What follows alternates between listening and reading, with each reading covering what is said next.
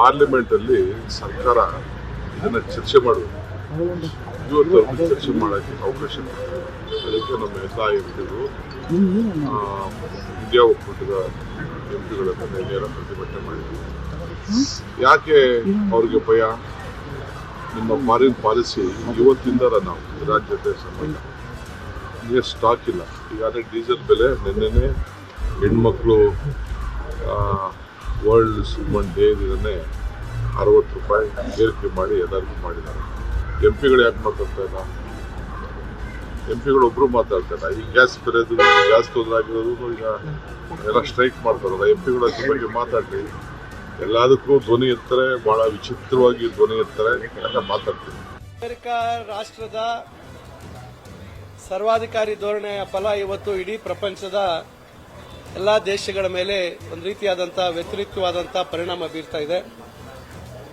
ಎಲ್ಲಿ ತೈಲ ಇರ್ತಕ್ಕಂಥ ರಾಷ್ಟ್ರಗಳ ಮೇಲೆ ನಾವು ಈ ಹಲವಾರು ವರ್ಷಗಳಿಂದ ನೋಡಿದಾಗ ತೈಲ ಹೆಚ್ಚು ಲಭ್ಯ ಇರತಕ್ಕಂಥ ದೇಶಗಳ ಮೇಲೆ ಹಿಡಿತ ಸಾಧಿಸಬೇಕು ಅಂತಕ್ಕಂಥ ನಿಟ್ಟಿನಲ್ಲಿ ಅಲ್ಲಿರ್ತಕ್ಕಂಥ ಆಡಳಿತವನ್ನ ಅಸ್ಥಿರಗೊಳಿಸ್ತಕ್ಕಂಥದ್ದು, ಅಲ್ಲಿರ್ತಕ್ಕಂಥ ಮುಖಂಡರನ್ನ ಆಂತರಿಕ ದಂಗೆಯ ಮುಖಾಂತರ ಬೇರೆ ಬೇರೆ ರೀತಿಯಲ್ಲಿ ಸಮಸ್ಯೆಗಳನ್ನು ಸೃಷ್ಟಿ ಮಾಡತಕ್ಕಂಥ ಕೆಲಸವನ್ನ ಮಾಡಿ ಇವತ್ತು ಈ ರೀತಿ ಪರಿಸ್ಥಿತಿ ಪ್ರಪಂಚದಲ್ಲಿ ಸೃಷ್ಟಿಯಾಗಿದೆ. ಅದರ ಪರಿಣಾಮ ಇವತ್ತು ನಾವು ಕೂಡ ಎದುರಿಸುವಂತಹ ಪರಿಸ್ಥಿತಿಯಾಗಿದೆ.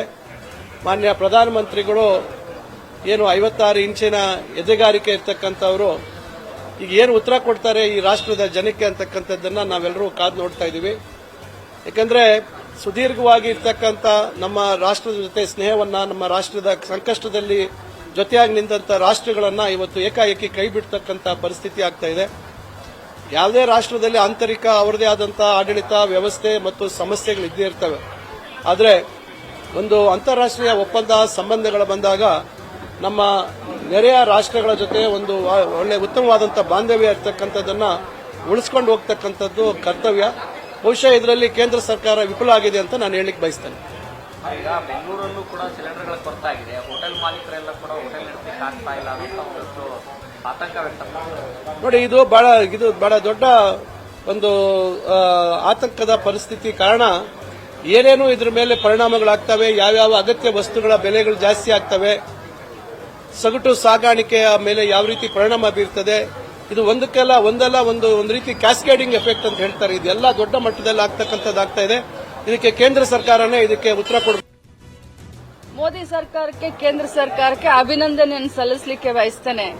ಇದು ಅವರು ಕೊಟ್ಟಂತ ಒಂದು ಕೊಡುಗೆ ಅಂತ ಹೇಳಲಿಕ್ಕೆ ಬಯಸ್ತೇನೆ. ಮೊನ್ನೆ ಮಹಿಳಾ ದಿನಾಚರಣೆಯ ದಿನದಂದನೇ ಗ್ಯಾಸ್ ಸಿಲಿಂಡರ್ ಬೆಲೆ ಜಾಸ್ತಿ ಆಗಿದೆ. ಸೊ ಎಲ್ಲಿ ಸ್ಮೃತಿ ಇರಾನಿ ಅವರು ಎಲ್ಲೋ ಯಾಕೋ ಕಾಣಿಸ್ತಾ ಇಲ್ಲ. ಯಾಕಂತಂದ್ರೆ 10 ರೂಪಾಯಿ 50 ರೂಪಾಯಿ ಜಾಸ್ತಿ ಬೆಲೆ ಆದ್ರೆ ಪಾಪ ಬಹಳ ಬೊಂಬಳ ಹೊಡ್ಕೊಳ್ತಾ ಇದ್ರು. ಇವತ್ತು ಪಾಪ ಎಲ್ಲೋ ಕಾಣೆಯಾಗಿದ್ದಾರೆ, ಮಾಯ ಆಗಿದ್ದಾರೆ. ಏನು ಯುದ್ಧ ನಡೀತಾ ಇದೆ, ಆ ಯುದ್ಧದಿಂದ ಇಡೀ ವಿಶ್ವದ ಮೇಲೆ ಪರಿಣಾಮ ಬೀರ್ತಾ ಇದೆ.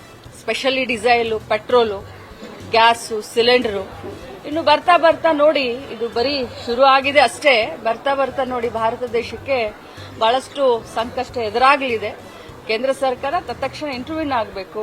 ಹೋಟೆಲ್ದವ್ರಿಗಾಗಿರ್ಬೋದು, ಅಥವಾ ಹೋಟೆಲ್ ಗ್ರಾಹಕರಿಗಾಗಿರ್ಬೋದು, ಅಥವಾ ಸಾಮಾನ್ಯ ಜನರಿಗಾಗಿರ್ಬೋದು, ಈ ಒಂದು ಬೆಲೆ ನಿಯಂತ್ರಣವನ್ನು ಮಾಡಬೇಕು. ಜೊತೆಯಲ್ಲಿ ಗ್ಯಾಸ್ನ ಸಿಲಿಂಡರ್ನ ಇಮಿಡಿಯೇಟ್ ಆಗಿ ಎಷ್ಟು ಬೇಕು ಅಷ್ಟು ಪೂರೈಕೆ ಮಾಡೋದ್ರಲ್ಲಿ